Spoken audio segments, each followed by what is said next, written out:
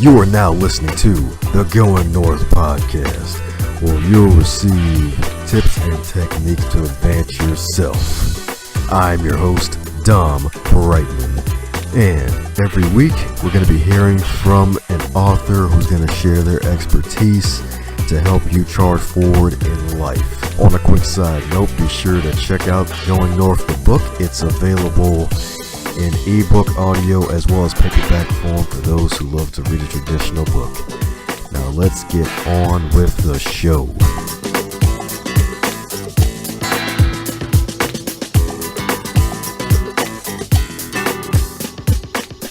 Hey there, all my folks out in Baltimore, especially in the Cockeysville area.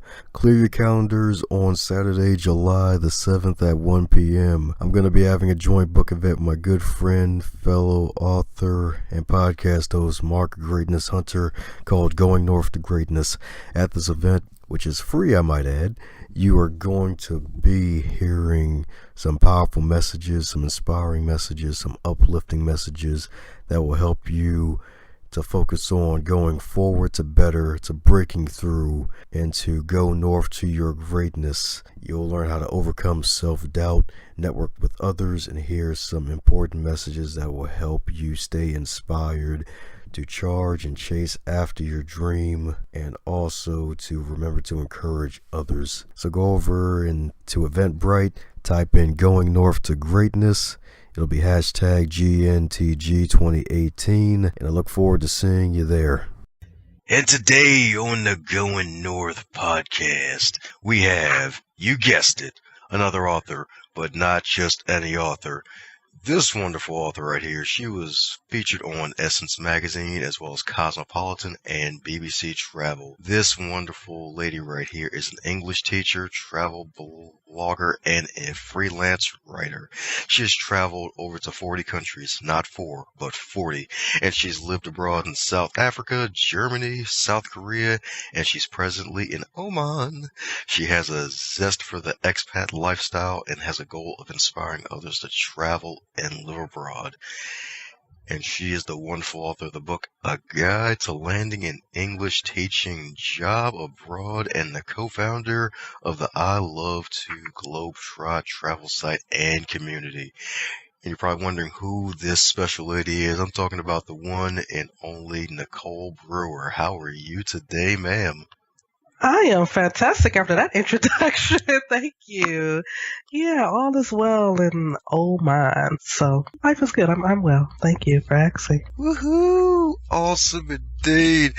40 countries. Oh my gosh, that is amazing. I'm still in the one country. I haven't really gone fully international yet. It's really amazing. Thank you. Yeah, I mean, like I was saying, life is good. I really can't complain. I'm really happy that being able to live abroad and teach abroad has afforded me so many opportunities to travel, to globetrot, and visit other countries. So, I'm just really taking advantage of this opportunity to be able to see the world as I'm teaching the world. So it's really nice experience.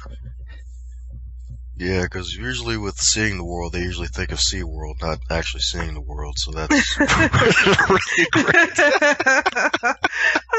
Yeah, that's a good one. Hey, that was ironic enough. I've never been to SeaWorld. But I've seen a lot of the world. I've seen dolphins in their natural element.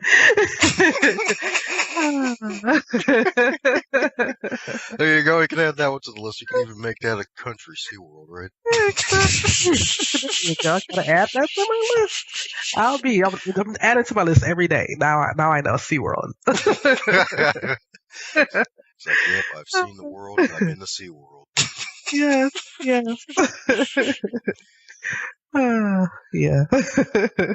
Very nice. But I'm really enjoying my time in Oman because it's quite interesting. Like, I never really thought that I would see myself living and teaching abroad, but when opportunity presented itself, I just decided to go for it, and I'm really happy to be able to share on my experience with other people and hopefully inspire them to see more of the world, travel, or live abroad. That's like one of my goals in life, is to inspire people to do that. Oh yes, indeed. I remember one past podcast guest mentioning that she traveled the world because we have really awesome neighbors. I would agree on that. I absolutely agree with her on that. I feel like it's nice to meet these neighbors. I feel like now so many people have so much fear. They're like, oh, I don't want to meet new people. You know, they just want to stay in their bubble. And it's pretty awesome to be able to go to another country and be like, oh, these people, they're living just like me. And on top of learning from them and their experiences, you really learn a lot about yourself too in the process when you get to meet people from different walks of life as you on the other sides of the world. So it's really cool. Amen, indeed. So, what really just drove you to really want to just go out there and see the world? Well, I feel like I've always had a passion for travel, even as a preteen. Like I want to say my first time going on a plane by myself, I was like 12 years old because my eldest sister, she was living in California. She married like at a young age, like 19 or 20. She was married. So I used to go out to California and visit her in the summers. And I remember just that first time getting on a plane by myself, like having someone meet me at the gate when I got there. And it was just like such a level of independence. And I felt like I had a confidence about travel at a young age. So I was always intrigued by going to other places. But, honestly, why I went abroad was back in 2008, end of 2008, early 2009, I had lost my job. I was laid off from my job. Yeah, and I was in the job market, in the rat race, trying to find another job, and graduated from University of Michigan, degree in communications. Like I had an awesome first job out of college, and I had never experienced unemployment, like being at that level of like, okay, I only have like 1 more month of unemployment. If I don't get a job soon, I don't know what I'm going to do. Like I had never had dealt with that type of fear before. So at that point, when I was like 4 or 5 months unemployed, and I just was like, okay, nothing really fruitful is coming about. I just started applying for any and everything. And so I had applied for a teaching job, a few teaching jobs actually abroad, but I applied for one in South Korea, I remember, and I applied for one in Japan. And I think I got an offer for both, and I was trying to decide, okay, which one am I going to go to? And, I think I was always intrigued with the idea because I had a couple girlfriends, actually 3 girlfriends, not a couple, 3 girlfriends who taught in Japan 2 or 3 years before I decided to teach abroad. And so I actually went to visit them one summer in Japan. And so I think I was intrigued with the idea of teaching abroad after going to visit them and seeing their lifestyle living there, visiting them for 2 weeks. And I was like, yeah, I think I can do this. I'll do it for a year. That's what I told myself. I'll do it for a year. I'll go to Asia, teach English for a year, and I'll come back. Since 2018, I'm still gone. Like I'm just having so much fun. I just decided, no, this is the lifestyle for me. So I just kept at it. Here I am today. Wow, that is amazing indeed. And I guess the rest, as they say, was history because you really went full globetrotter. Basically, yeah. Full globetrotter indeed. That's where I love the globetrot come from. I really do love it. Like it's like really in my blood. I feel like this was the lifestyle I was meant to lead. Sometimes you just have to take that step. Be a bit afraid, but you just never know like what path you're going to be leading on when you actually conquer those fears and go for it. Yep, so when speaking of conquering fears, what trials did you have to overcome during your travels? Ooh, good question. It's interesting because I don't really look at any of my experiences as trials per se. Like some people are like, oh, wasn't it difficult traveling as a solo, as a Black woman to different places, or traveling as a woman to different places, or they always look at these things and they feel like, oh, you're going to have barriers going to different places. But I don't feel like I've had barriers. I have not had a ton of like negative experiences that I can draw from. Like I learned something about myself and about other people everywhere that I go, So like I wouldn't say a barrier or like a trial that I had to go overcome, but in particular, like now being in the Middle East, like as a woman, it was an adjustment period for someone like me to decide to take a job in the Middle East. And so I would say more so just acclimating yourself to different cultures and different climates. It's like I just always make sure I educate myself before I go anywhere. I always do my research, and I have an online travel community, so I reach out to people and ask questions about different places. So yeah, it was just an adjustment period before I decided to come to Oman. And once I got here and getting used to like right now, it's April and it's 100 and something degrees here. Like I was like, oh yeah, I have to get used to that heat and actually being dressing modestly, making sure that I'm covered. So it was like I didn't really look at it as a trial. It was just like, okay, this is an adjustment period. That this is, it's me respecting their culture. So I think that's the biggest thing that I feel like you have to do wherever you go. Any of my experiences have been negative. They've just been different than what I'm accustomed to. Yes, indeed. Dressing modest while it's over 100 degrees. Oh my gosh.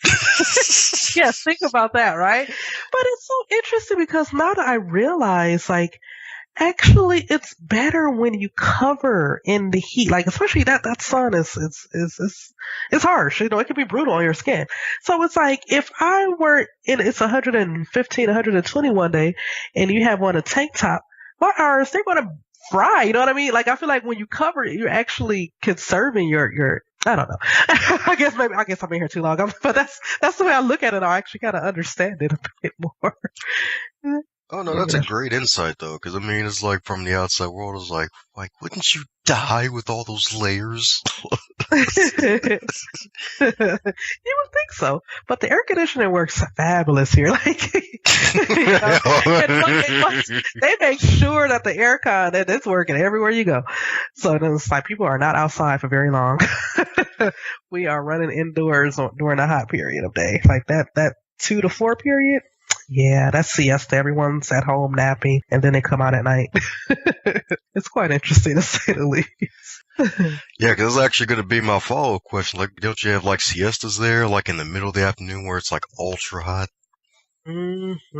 Absolutely. Like, you know, shop owners, they are not even open. They're like, we're not going to be out here in this heat at a certain time of day. Even like the hospital, if you have an appointment, usually you need to go between 8 and 1, or what is it, 4 and 10 or 4 and 11. Like that period between 1 and 4, like most stuff's shut down. And that was an adjustment. That's some getting used to when I first got here. It's like, oh, I can't go to the bank after work. I got to go take a nap and then go to the bank. So yeah. Yeah, it's kind of like probably when you first got there. Did you ever have the temptation to be like, yeah, I get to go out here and be alone? Well, no. Not actually. I was like, it was too hot for that. I was like, I got it quickly. I was like, now I understand this concept of why no one's out at this hot time of day. It's like, you can't breathe.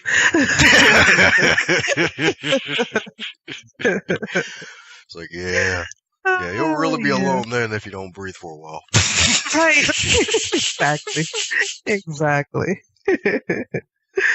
Yeah. So there's that.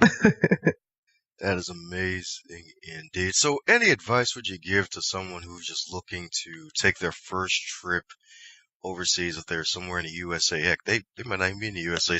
If someone in Oman, what advice would you give to them looking to take their first trip overseas? Ooh, so from anywhere, not just necessarily from the States, but anywhere.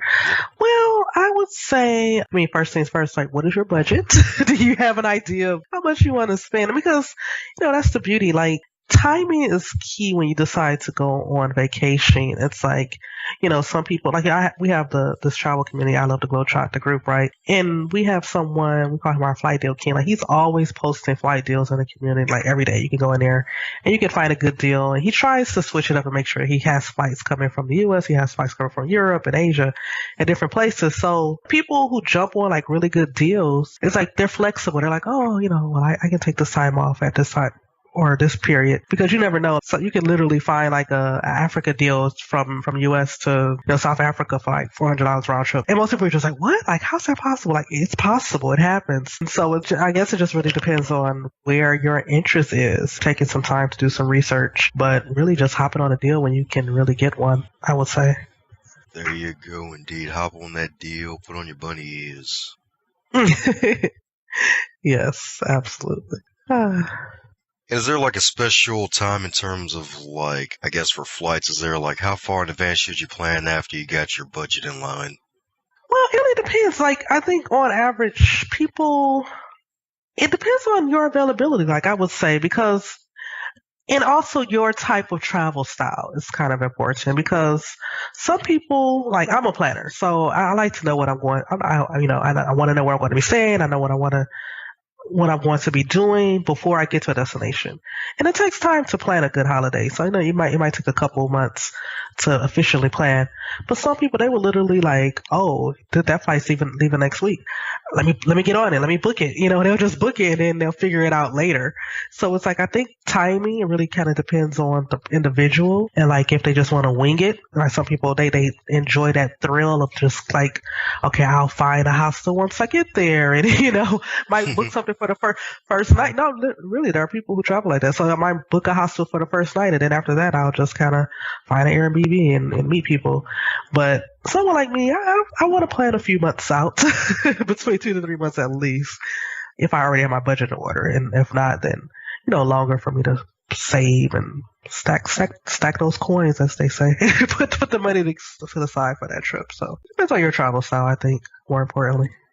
Yeah, that's true. Because remember one person, funny enough, she was actually another podcast guest, Katie Sampaio, a few months ago. She went ahead and just on a whim just decided to go to Costa Rica. For a good 40 days with like no plan or whatsoever. Just wanted to travel the world. Just wanted to experience it all. So you are right. There are people out there. It's like plans. What itinerary? What is this Chinese you speak of? Basically, right? And I'm like, yeah, I don't know about that. Just hopping up in it and just expect everything to fall in place. Like, yeah, that's not my stilo. So, yeah, it just really depends on the individual. Yeah, exactly, because they might fall into place, but they might fall in the wrong place. There you have it. Nobody has time for that. No, sir. But for some people that's part of the journey. That's part of the thrill for them. So more power to them. That's right. All the power. Even though Kanye says different, right? Right.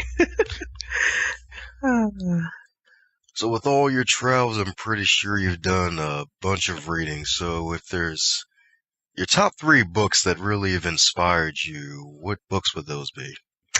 Ooh, good question. Top 3 books that inspired me.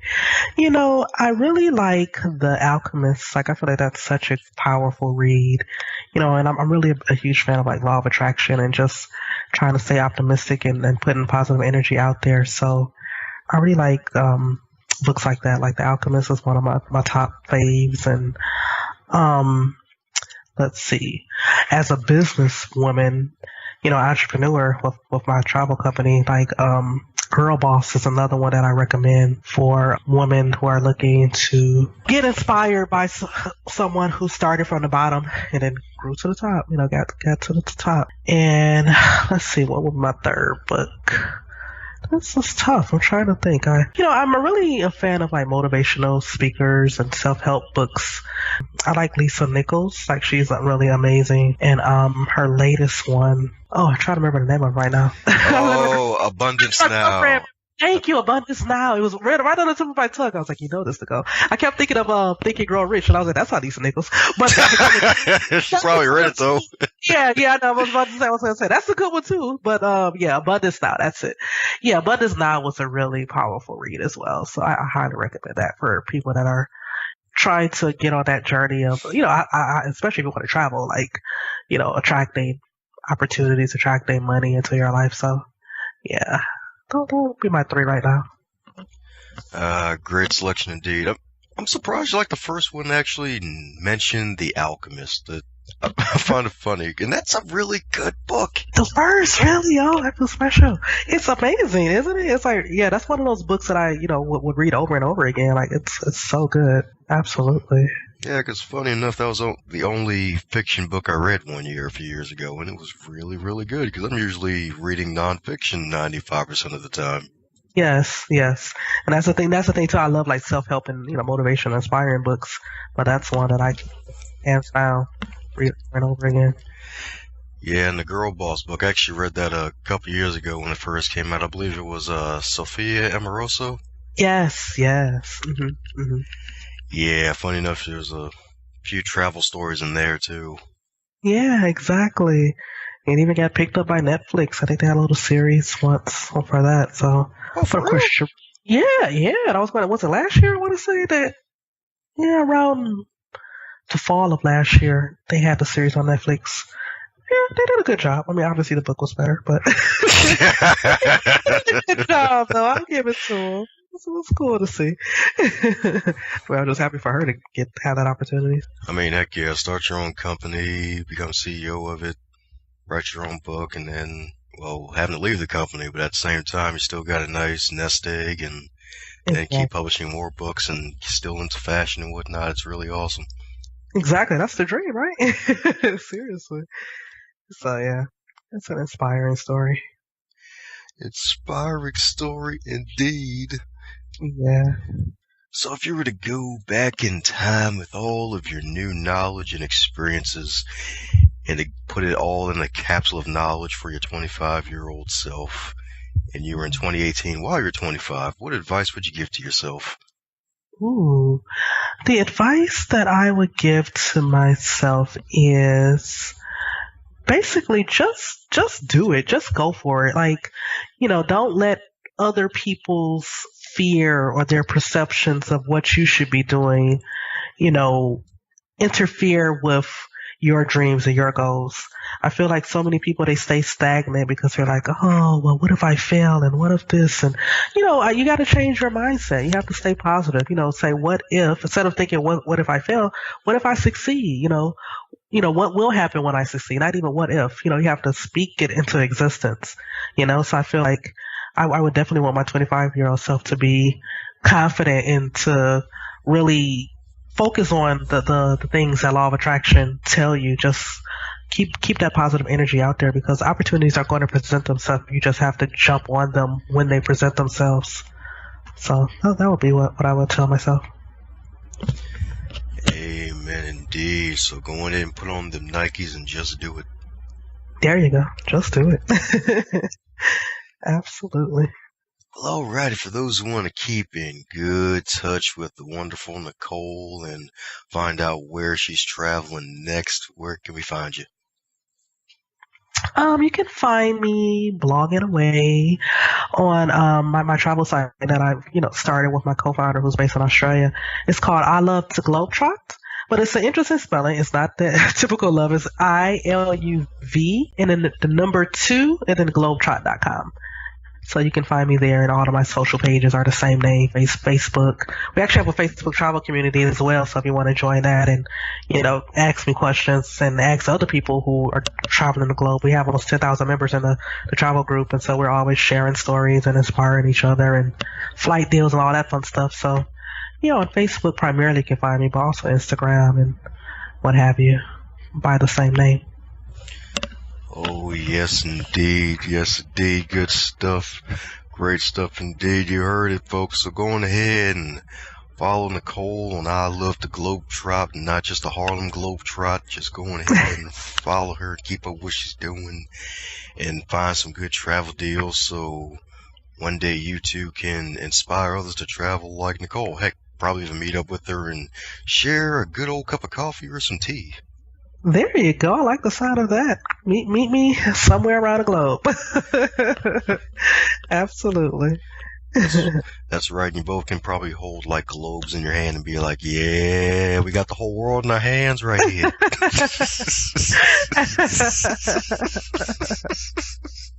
Sounds like a plan to me. I'm all about it. Yep, and just have the passerbys wondering, like, what are these two people doing holding globes in their hands, smiling maniacally?